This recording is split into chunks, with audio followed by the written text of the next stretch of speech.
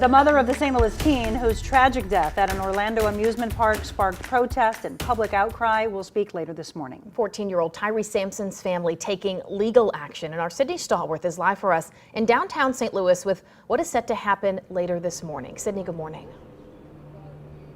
Good morning, Allie and Monica. It's been just over a month since 14-year-old Tyre Sampson died after falling from his seat on the free fall tower ride at Icon Park in Orlando. His mother, in just a few hours, is going to be speaking publicly here for the first time about her son's death.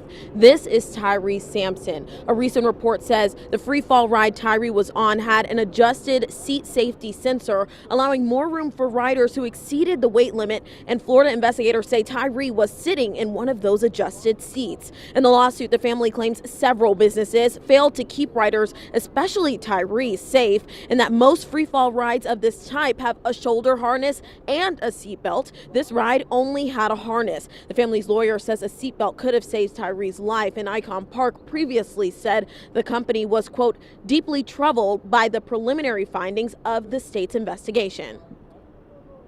They never weighed him, no sign or anything like that. And then they put him in a manipulated seat without a secondary restraint system. So it was an accident waiting to happen.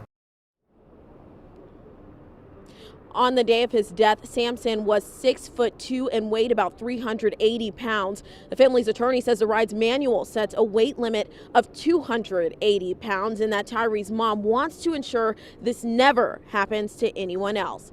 Tyre Sampson's mother is going to be speaking here at the hotel just behind me at 10:30, and the family's other attorneys, Ben Crump and Bob Hilliard, are going to be speaking in Orlando at 1 p.m. Allie?